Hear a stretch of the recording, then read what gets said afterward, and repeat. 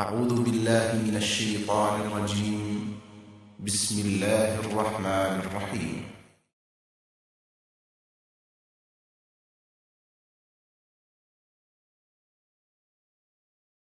Bismillahirrahmanirrahim. Assalamualaikum warahmatullahi wabarakatuh.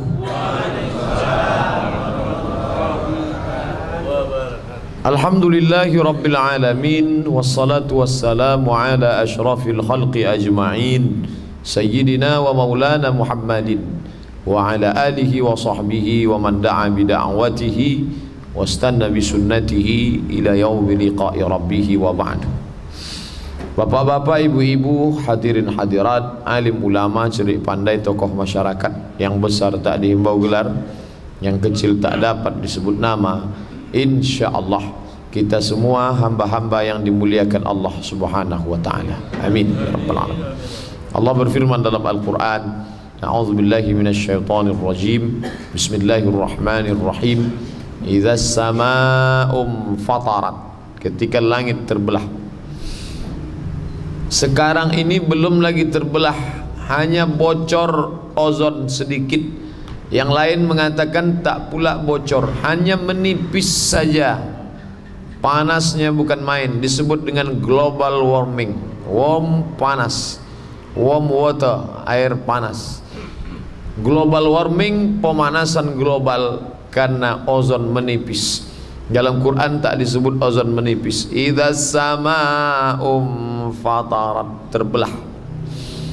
Wa idzal kawakibun tasarat, planet-planet bertabrakan. La syamsu yanbaghi laha an tudrikal qamar, matahari tak mungkin berjumpa dengan bulan. Walal lailu sabiqun nahar, malam tak mungkin mendahului siang. Wa kullum fi falakin yasbahun, semua berjalan di garis edarnya masing-masing, tapi nanti dia mulai keluar dari garis edarnya. Wa idzal kawakibun tasarat, planet bertabrakan. Wa idzal biharu fujirat, lautan. Pernah lautan ini meledak tahun 2004, disebut dengan tsunami di Aceh. Surut dia ke laut agak 1 jam, orang berlomba menangkap ikan.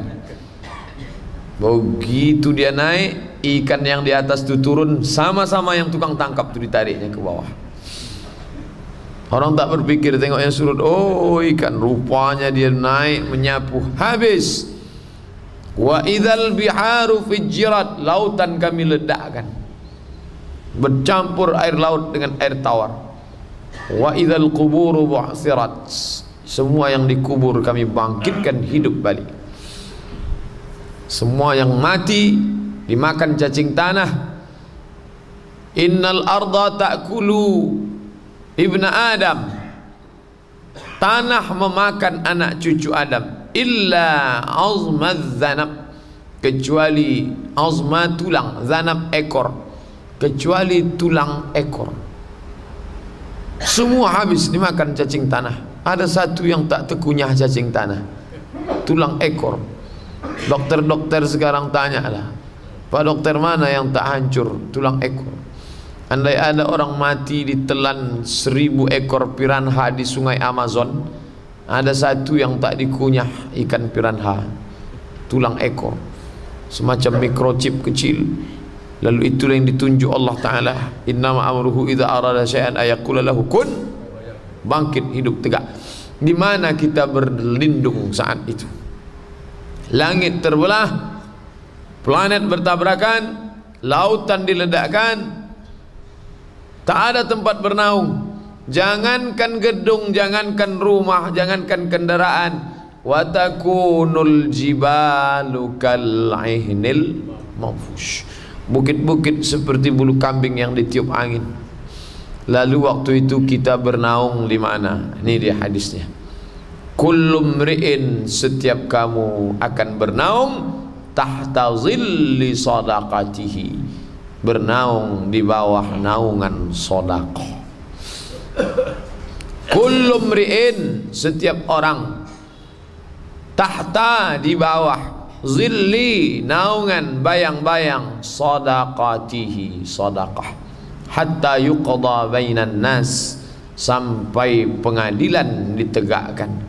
Berapa lama kita berada di bawah panas terik itu? Selama orang mencari-cari siapa yang bisa menolong memberi syafaat.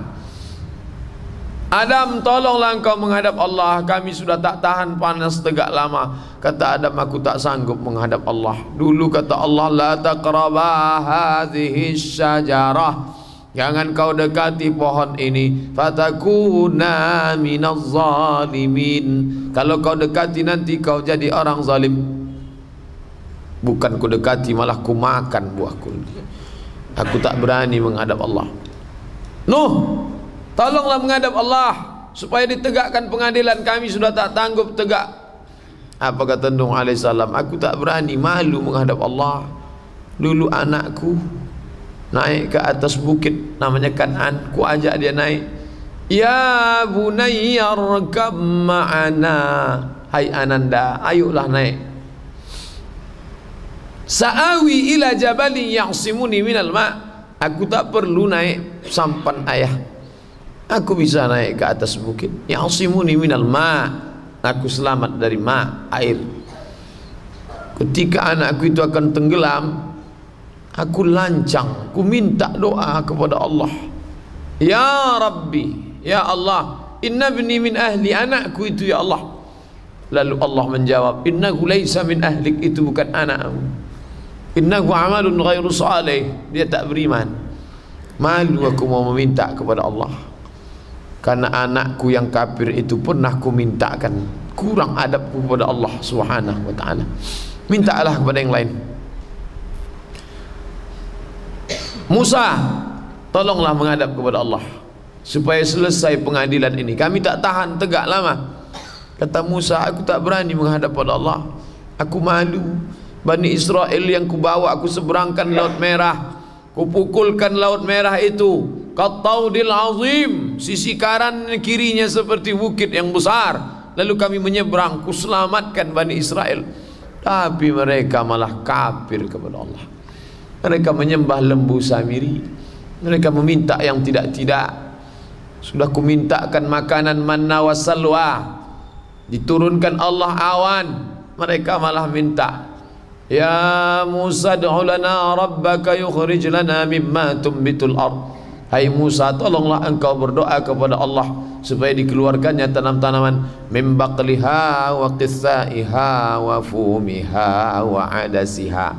Bakal sayur, qitha timun, fum bawang putih, basal bawang merah. Mereka minta bawang putih, bawang merah. Untung tak minta jengkol semua petai. Dan diturunkan manna salwa, wa anzalna alaihimul ghamama, kami turunkan awan supaya tak panas. Wa anzalna alaihimul manna wassalwa. Mereka minta yang tidak-tidak. Malu aku mau menghadap kepada Allah. Pergi menghadap ke Isa. Isa, tolong kami Isa, ini tak tahan lagi. Engkau adalah orang yang dipilih oleh Allah. Dulu kau bisa menghidupkan orang mati, dulu engkau bisa menyembuhkan orang kusta, dulu kau bisa menyembuhkan orang buta karena izin Allah. Tentu Allah sayang kepada engkau, tolong selamatkan kami. Katamu Isa, aku malu menghadap Allah, tak bisa aku menghadap Allah.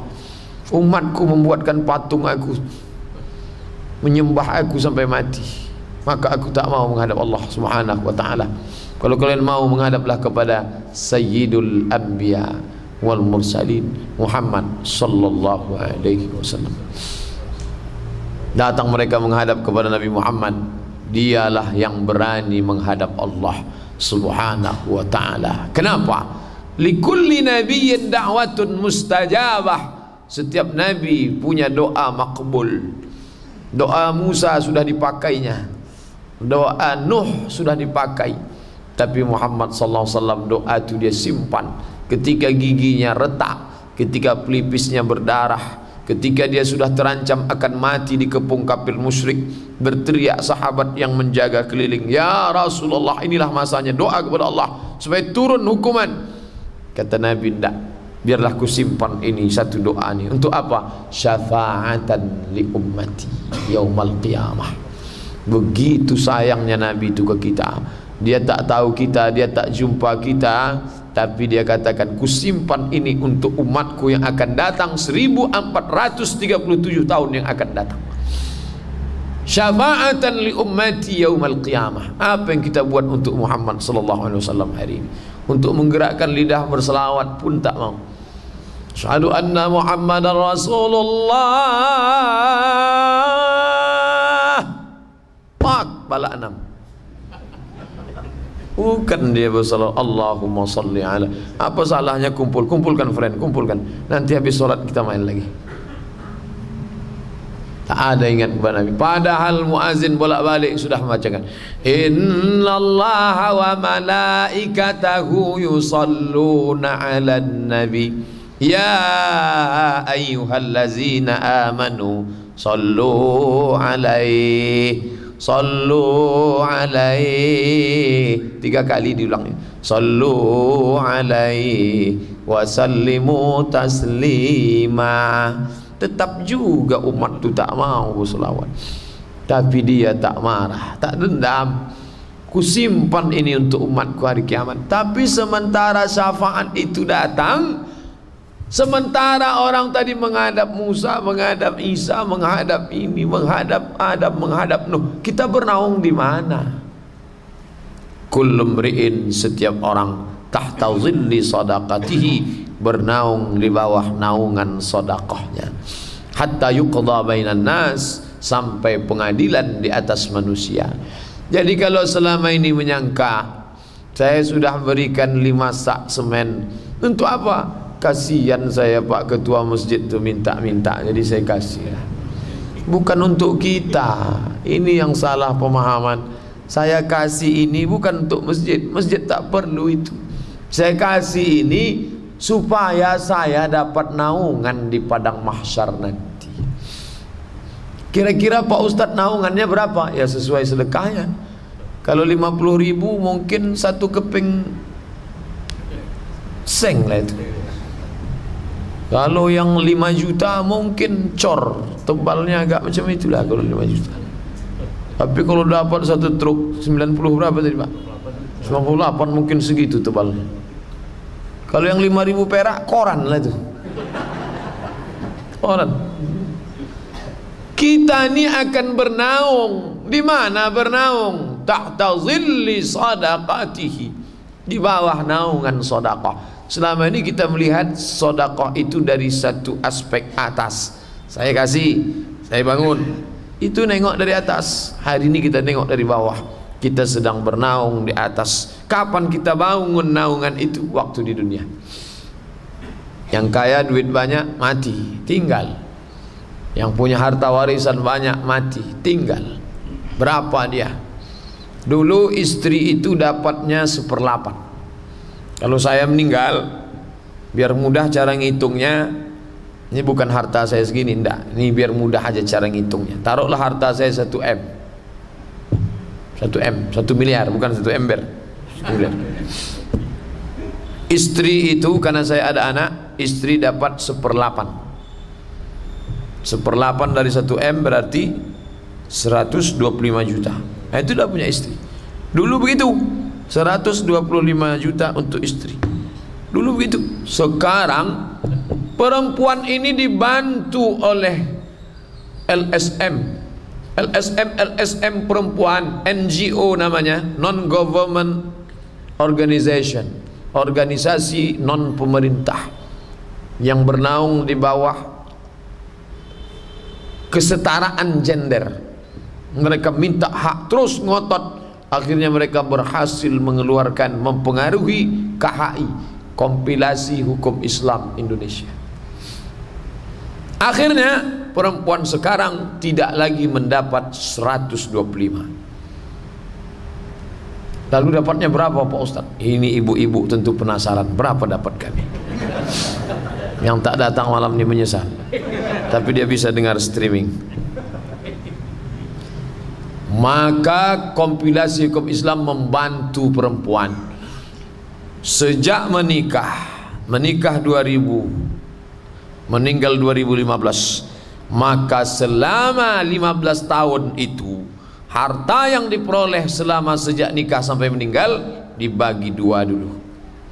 Dapat 1 M dibagi 2, 500 untuk istri, 500 untuk almarhum.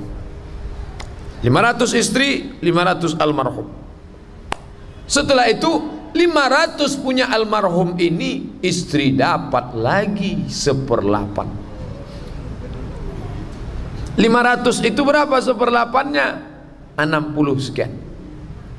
Maka istri sekarang mendapat 560.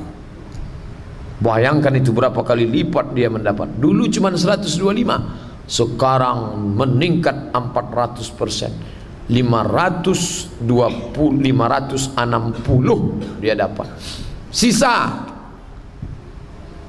440 kemana perginya?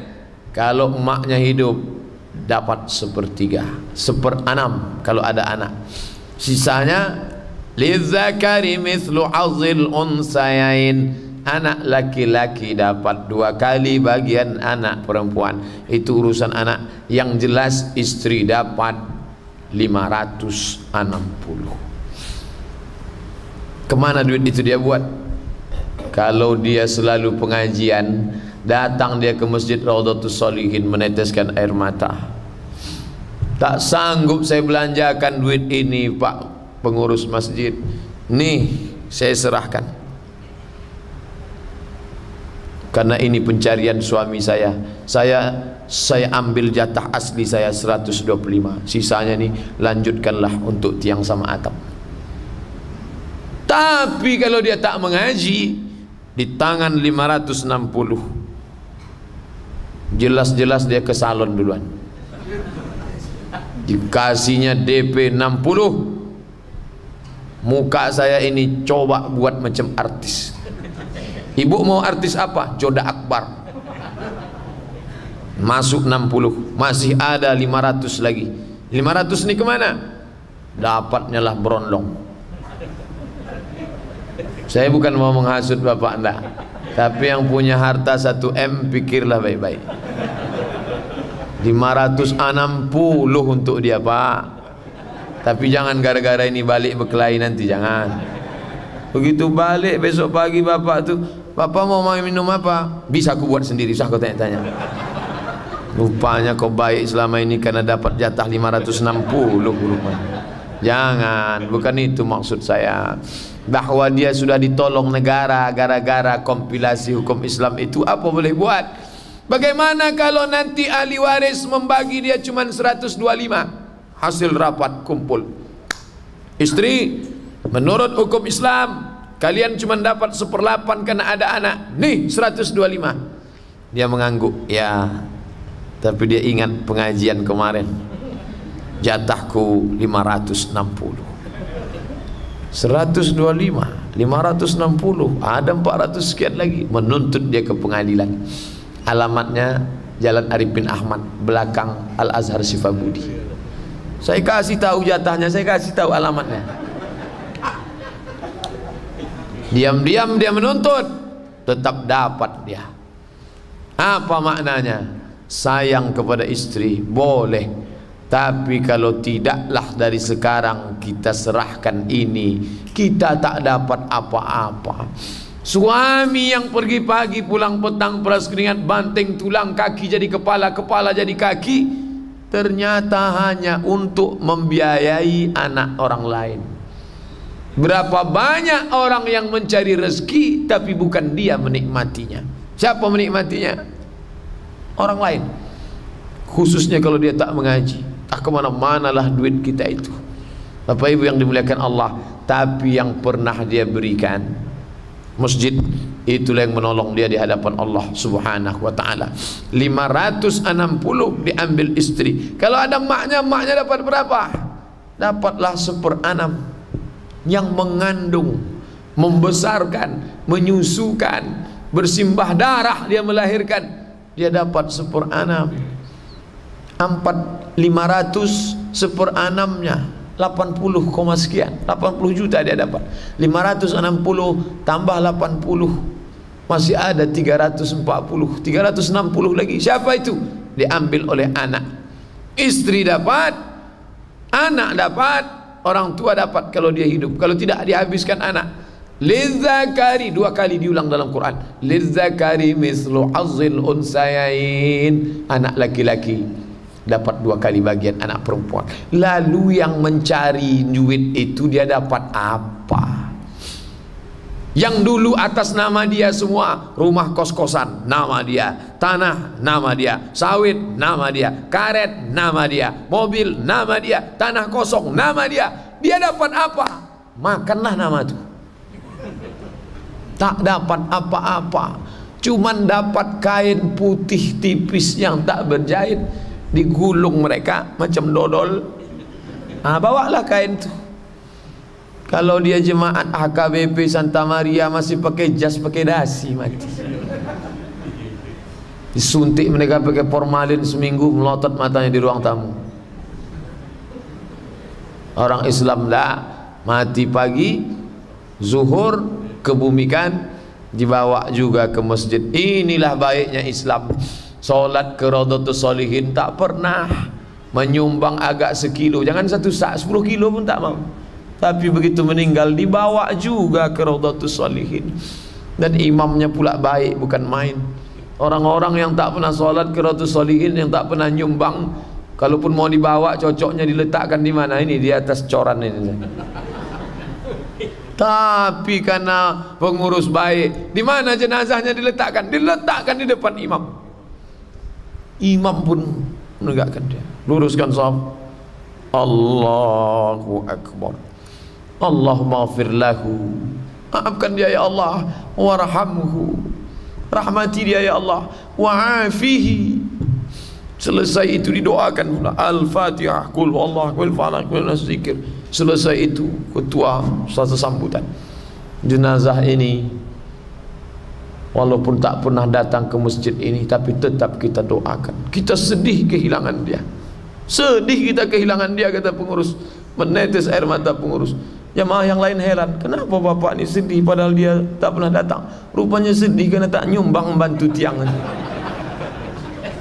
Sedih kami melepas dia. Tapi bapak ibu semua, perlu kita persaksikan jenazah ni. Apakah jenazah ni baik? Semua mengatakan baik. Kalaulah ada saya di situ, baik dia. Tidak, tak pernah dia ngasih agak semen sebatang pun tidak. Tak baik dia. Kebaikan orang Islam inilah yang banyak disalahgunakan. Kalau di tempat lain mereka langsung potong 1/10. 1/10. Bapak yang punya kawan sekantor tanya, berapa kalian dipotong? 1/10. Berapa itu 1/10? 10%. Kalau pendapatan dia 3 juta, 300.000. Kalau pendapatan dia 10 juta, 1 juta. Itu dia store. Kalau dia tak mau store, di Itali orang kalau sudah tulis nama, was born, tempat tanggal lahir, IC, ID card, kartu tanda pengenal, kalau sudah ditulis agama di situ, Roman Katolik, potong otomatis 10%. Makanya ID tidak menuliskan agama di ID card, di IC, di kartu identitas, tidak menuliskan agama. Itu kronologis ceritanya kenapa muncul ide menghapus agama dari kartu, supaya tidak potong 1/10. Itu asal usul ceritanya, itu dari Itali. Karena mereka itu kalau sudah buat agama, otomatis dari bank rekening masuk. Makanya tak ada mereka kota, tak ada mereka sambil nyanyi tiba-tiba lewat kota. Lewat kota parade pertama, wow. Nanti khutbah kedua lewat lagi, dipukulkan ke lutut agak 3 kali barulah keluar. Sekali 2.000, 3 kali 6.000 perak keluar. Tak terjadi itu pada agama lain.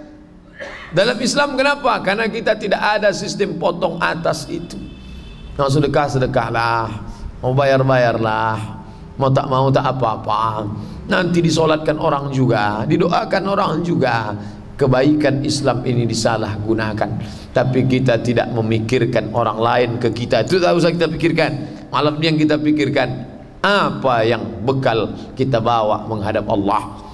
Sementara yang kita tinggalkan untuk istri kita sampai 560, yang kita tinggalkan untuk anak kita sampai 360, yang kita tinggalkan, oke lah kalau orang tua dapat dia 80 masih masuk akal. Ini yang 2 orang ini kalau tak dididik dengan baik, habislah dia. Yang selalu mengaji, alhamdulillah, datang dia ke masjid, diberikannya.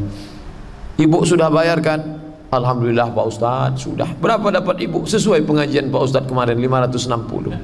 Bersih bu, bersih Pak Ustadz. Itulah maka cerah wajahnya. Udah ibu bagi ke masjid Raudhatus Sholihin? Udah Pak Ustadz, alhamdulillah. Berapa? Saya beli 3 sak. 560 dapat dia 3 sak lah dia kasih. La ilaha illallah. Kenapa sikit? Betul, masih lumayan Pak Ustadz daripada tidak sama sekali.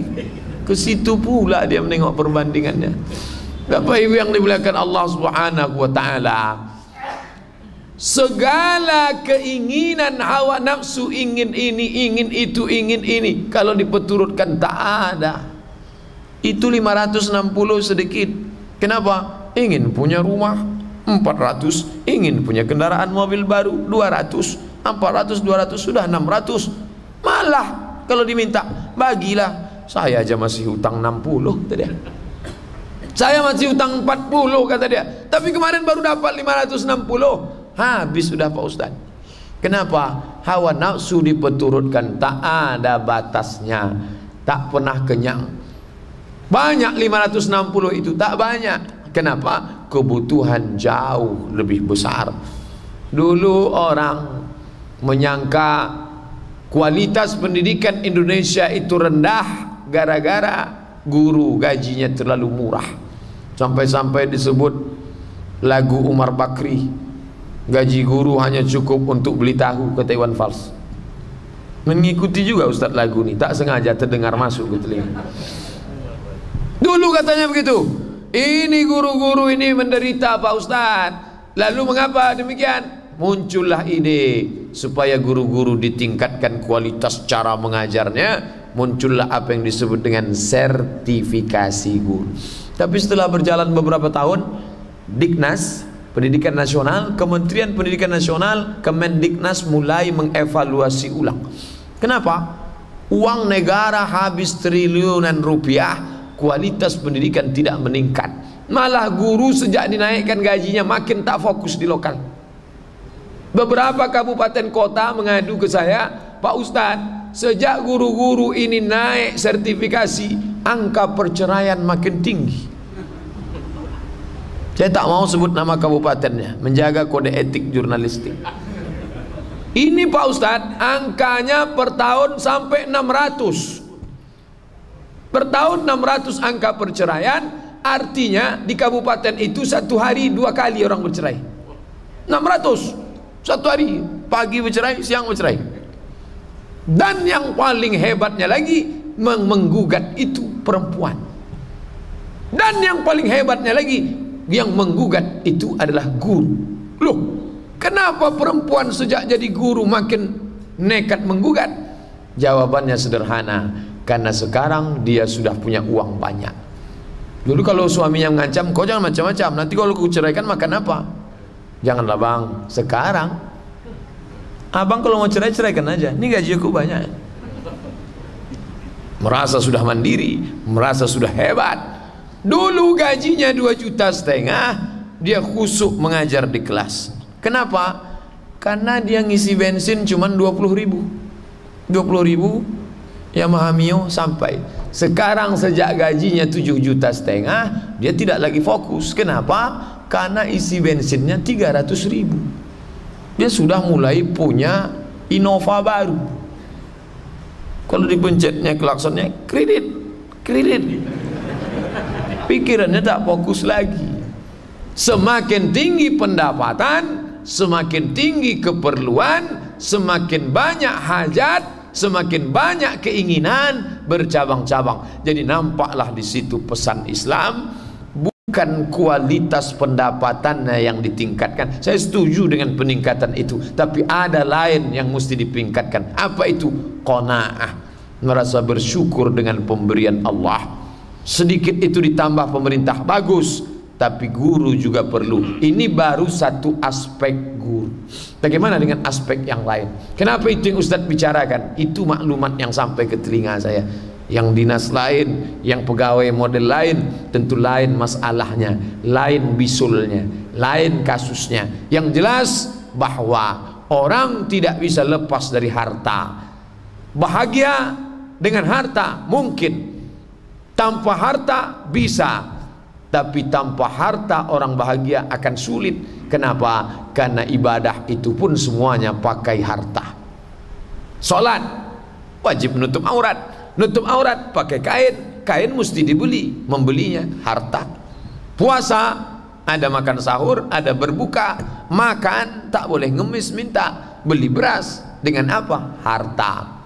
Bayar zakat, nisabnya berapa? 85 gram kali 500.000, 42.500.000 bagi 12, 3,6. Artinya orang Islam pendapatan terendahnya 3,6, baru dia kena zakat, baru dia anggap mampu. Di bawah itu dia dianggap orang tak mampu. Harta. Haji lebih banyak lagi, paling tidak dia punya 50 juta. Itu ONH biasa, store 2015, berangkat 2031. Kalau dia mau berangkat bayar sekarang, berangkat tahun ini, paling tidak dia mesti punya 120 juta. Dengan kurs 13.000 bisa jadi 130. Apa maknanya? Sulit bagi orang untuk bahagia di dunia, di akhirat tanpa harta. Tapi menjadikan harta sebagai obsesi hidup, bukan itu ajaran Islam. Carilah. Fa idza qudiyatis shalah, kalau salat sudah dilaksanakan, fantashiru, bertebaranlah di atas muka bumi, wabtaghu min fadlillah, carilah karunia Allah Subhanahu wa taala. Tapi ingat, sebagiannya itu dipakai untuk agama Allah Subhanahu wa ta'ala. Bapak Ibu yang dimuliakan Allah, yang sudah istiqomah tentu dia tingkatkan. Dia sampaikan ke saudara marahnya, ke anak kemanakannya, ke kerabatnya yang punya kemampuan finansial, yang selama ini tak peduli, maka ini mesti disampaikan. Kenapa? Kalau kita coupling ini untuk diri kita sendiri, tak kita sampaikan ke orang lain, sama dengan kita memblokir kebaikan, seolah-olah surga itu untuk kita saja. Sampaikan, mau kamu masuk surga, ini investasi akhirat. Di mana? Ada itu pembebasan tanah, ada itu pembelian semen, ada itu pengecoran tiang dan atap. Di mana dia? Mudah alamatnya, Harapan Raya Bukit Barisan Simpang itu. Pergilah ke situ, ada lubang besar betul, hampir masuk tadi ke dalam, yang menganga, yang perlu coran semen. Inilah yang akan kekal abadi.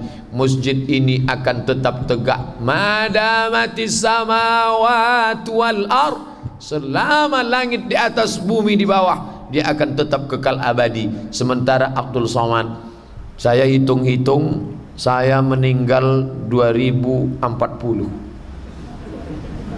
umur saya di situ 63. Kalau sampai, jadi saya sudah patok, aku meninggal 2040. Menjelang itu program jangka pendek, program jangka panjang, umur sekian nulis ini, umur sekian. Di ujung kalau sampai, ya Allah sampai, tak sampai pun tak apa-apa.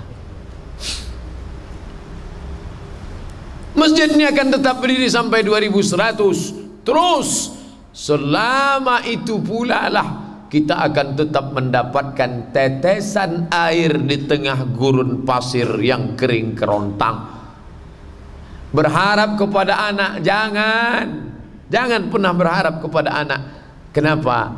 Kekecewaan berasal dari terlalu banyak pengharapan. Saya harapkan Pak Ustadz, ini anak pertama nih, sudah saya didik pesantren, insya Allah dia mengirimkan saya Al-Fatihah. Jangan terlalu berharap.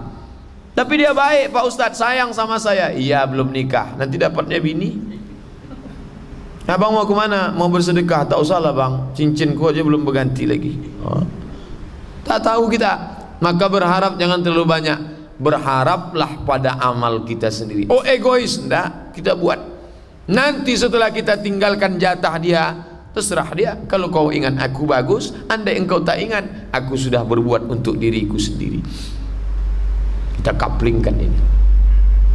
Kalau sekarang masih muda, susah Pak Ustadz.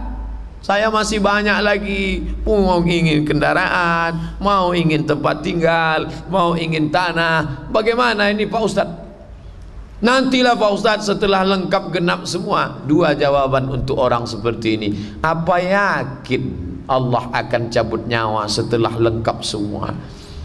Apa yakin? Apa iya ada hadis menyebut malaikat tidak akan mencabut nyawamu sebelum rumahmu baru? Tak ada jaminan. Berapa banyak rumah terbengkalai, orangnya mana? Mati sebelum tempat selesai. Berapa banyak kredit hutang tertunda, mati belum sempat lunas. Maka ketika dia sedang ada, pakailah. Tapi Allah tak minta semua.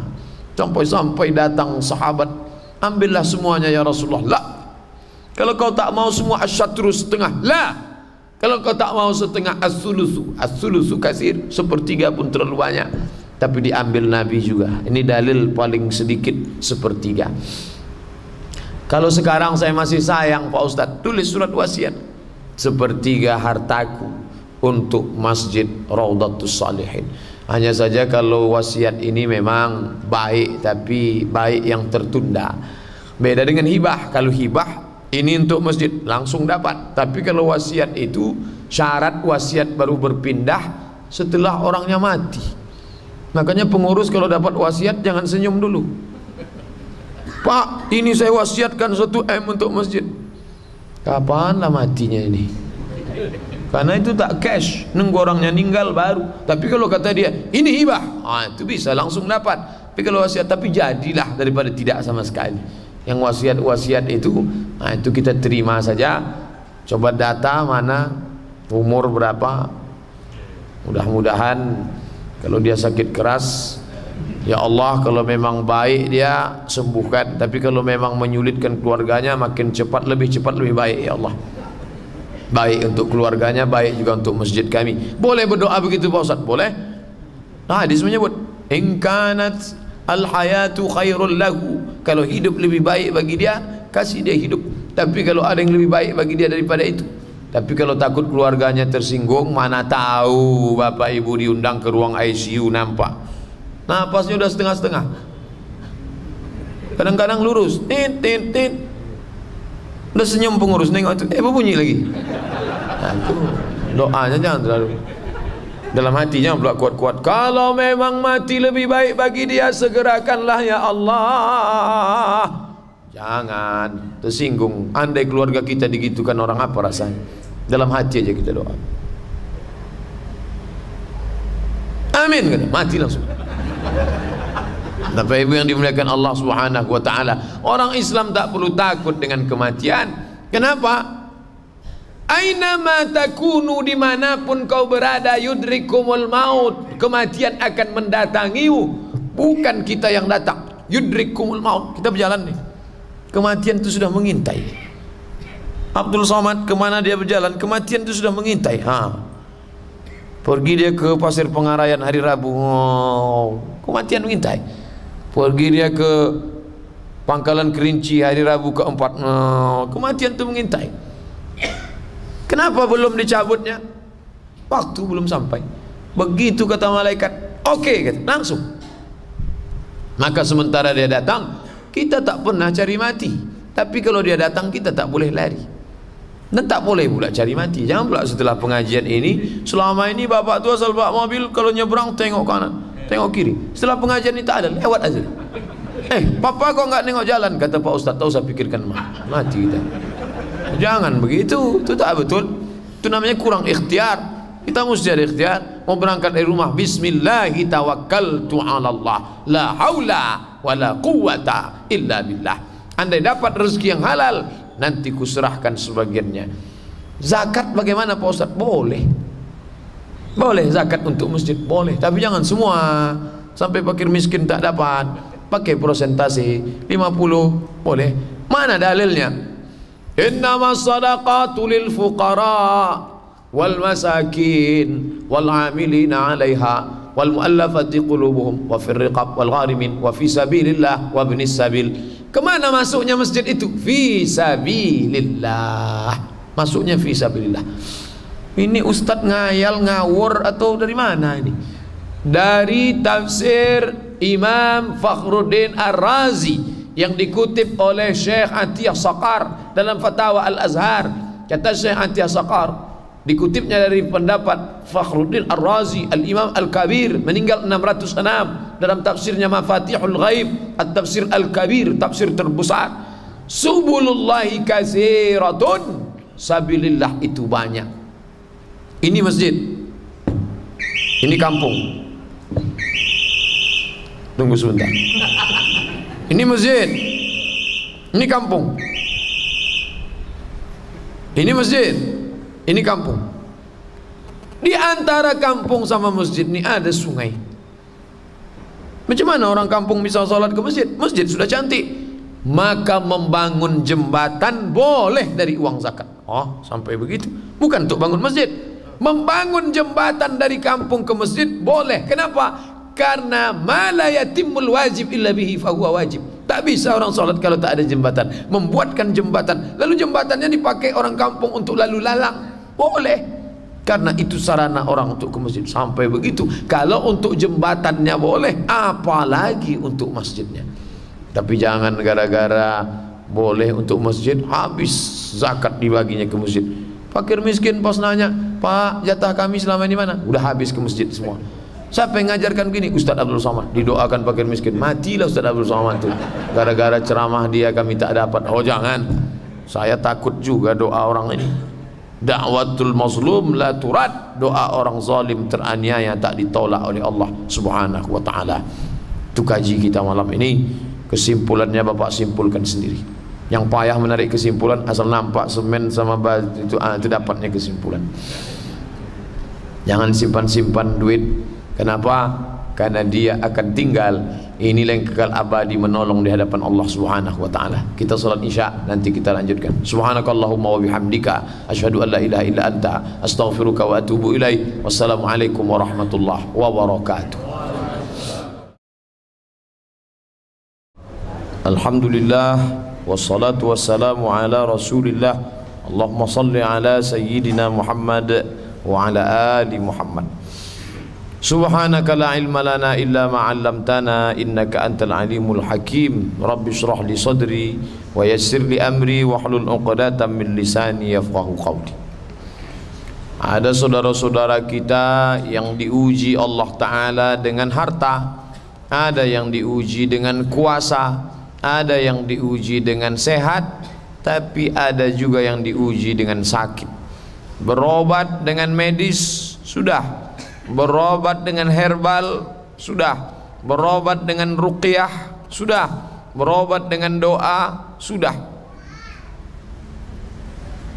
Apa yang belum dicoba? Ada satu hadis belum dicoba.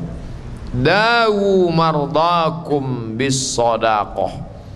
Dawu, obatilah mardakum, orang yang sakit di antara kamu, bis sadaqah, dengan sedekah. Obatilah orang yang sakit. Kalau orang sakit diobati dengan madu, masih masuk akal. Zat-zat dalam madu menyembuhkan dia. Orang sakit dikasih minum habba sauda, masuk akal. Al-habbatu sauda syifaun min kulli da. Masih ada hubungan logisnya. Apa hubungan penyakit dengan sedekah? Orang yang tak bertuhan, sekuler, tak ada hubungan logisnya ini. Tapi orang yang bertuhan, sakit dari Allah, sembuh dari Allah. Kalau Allah berkehendak, innama amruhu iza arada syai'an yaqula lahu kun fayakun. Maka salah satu cara yang belum ditempuh, sedekah. Bagaimana caranya? Ini saya sedekah untuk kesembuhan saya. Ini sedekah untuk. Boleh berdoa dengan kompensasi, boleh. Mana dalilnya? 3 orang masuk ke dalam gua karena ada hujan gerimis, tak ada tempat bernaung, masuk ke dalam gua batu. Tiba-tiba tak lama duduk, bergelinding batu dari atas pas menutup pintu gua, tertutup gelap. Berdoa dia dengan bertawassul. 3 orang di dalam gua. Ya Allah, dulu aku punya pembantu, gaji belum dia ambil, dia sudah kabur, tak tahu kemana pergi. Duitnya ku pegang, mau ku makan takut, mau ku kasih orangnya tak tahu di mana. Maka gajinya itu ku belikan kambing. Kambingnya beranak pinak. Sekarang kambingnya itu penuh pekarangan isi kambing dia. Lalu kemudian datang dia, ku panggil dia, hei mantan pembantuku, sini, ingat dulu gajimu tidak engkau ambil, ya. Gajimu itu ku belikan kambing. Mana kambing itu sekarang? Nih, kalau engkau mau ambillah. Diambilnya ya Allah, satu pun tak disisakannya. Habis. Tapi aku ikhlas, tak ku cakapkan. Kalau memanglah itu menjadi amal sedekah, bukakanlah pintu gua ini. Terbuka. Hadis Sahih Bukhari. Ini dalil bahwa sedekah bisa dijadikan alat sebagai bertawassul. Begitu juga dengan kesembuhan. Ya Allah, dengan sedekahku ini aku bermohon kepadamu, berikanlah kesembuhan. Tapi kambing itu dia kasih dulu, baru dia bersedekah. Bukan dijadikan sebagai alat. Ya Allah, kalau kau sembuhkan, ini kau sedekahkan. Tapi kalau tak kau sembuhkan sampai mati aku tak bersedekah. Oh jangan. Jangan diancam-ancam Allah. Kita macam tukang debit kolektor dengan Allah Ta'ala. Tak bisa Allah diancam. Kita berminta, memohon. Makanya doa itu meminta. Ya Allah, tolonglah kami ya Allah. Meneteskan air mata. Ini ku sedekahkan, aku sudah melawan hawa nafsuku, cinta harta. Mau beli baju tak ku ganti bajuku, mau beli kendaraan tak jadi ku ganti ya Allah. Mohonlah aku kepadamu ya Allah. Maka dengan Rahman dan Rahimnya, Allah tahu hati ini luluh, maka dia bagi, masuk akal. Bapak Ibu yang dimuliakan Allah Subhanahu wa taala, dau mardakum, obati orang yang sakit di antara kamu bis sedekah. Pada zaman Imam Abdurrahman Ibnu Mahdi, datanglah orang, lututnya bernanah. Puluhan tahun berdoa tak sembuh. Obat sudah dimakan, herbal sudah dimakan, doa ruqyah sudah. Hai Imam Abdurrahman Ibnu Mahdi, ya, ini semua cara sudah, tapi belum sembuh juga. Kata Imam Abdurrahman Ibnu Mahdi, tunggu sebentar. Istikharah Imam Abdurrahman Ibnu Mahdi, ahli hadis. Oh, ingat dia, dau mardakum bisedekah. Ada satu yang belum kau lakukan. Apa itu? Cari kampung yang tak ada sumurnya, terus buat sumur di situ. Itu obatnya. Iya. Pergi dia ke kampung, tak ada sumur, dibuatkannya sumur. Lalu orang berduyun-duyun minum dari tempat itu, melimpah ruah. Lalu setelah itu rupanya Allah menurunkan rahmat berkat tenggorokan orang-orang yang basah karena air sumurnya tadi. Kebetulan orang saat itu perlu air. Di Pekanbaru jangan lagi sedekah sumur, air sudah melimpah ruah. Sekarang ini di mana-mana air, sampai digalikan parit biar supaya air jangan menggenang. Pekanbaru kota berkuah. Jangan lagi sedekah air. Apa yang diperlukan? Semen, sedekah semen. Batu, sedekah batu kerikil. Besi, sedekah besi. Keramik nanti, belum masanya.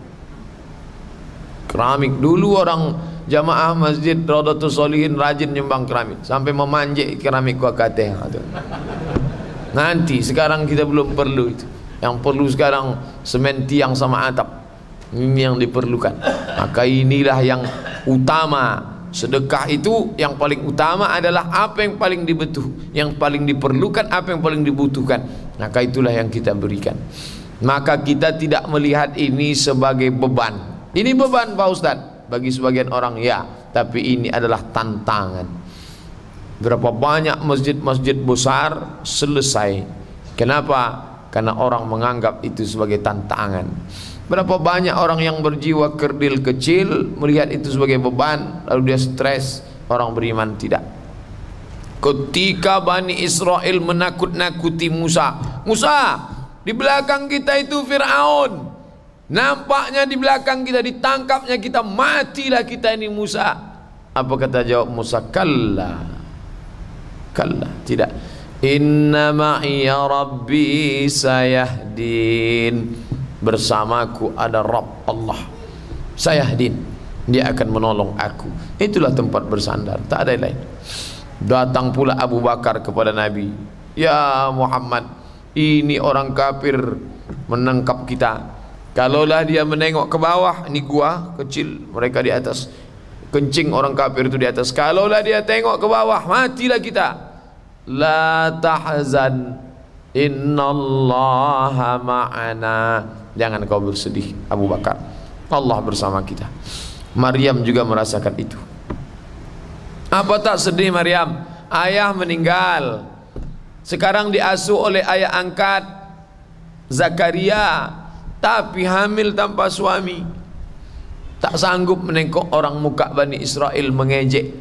Nakana abuki imra'a sau'in, bapakmu bukan penjahat. Wa makanat ummuki baghiya, ibumu bukan wanita tunasusila. Kenapa kau hamil tanpa suami hai Maryam? Malu kami sebagai Bani Israel. Tapi Allah mengatakan la tahzani, jangan kau sedih, jangan kau sedih. Kenapa? Karena Allah akan menolong engkau. Begitu juga ketika Fir'aun akan memotong anak kecil. Yudhabbi'una abna'akum, anak laki-laki dipotong hidup-hidup. Wa yasta'yuna nisa'akum, anak perempuan dibiarkan hidup. Apa kata Allah kepada ibu Nabi Musa? La takhafi, jangan kau takut. Wa la tahzani, jangan kau sedih. Ada rasa cemas, ada rasa takut, jangan kau takut, jangan kau sedih. Tapi kita bersama-sama, yadullah ma'al jamaah, tangan kuasa Allah bersama jamaah. Itulah kaji kita pada malam hari ini. Yang baik-baik datang dari Allah, yang tak baik dari hamba Allah yang dhaif. Selanjutnya kita akan jawab beberapa pertanyaan terkait dengan tema kaji malam ini ataupun masalah-masalah lain.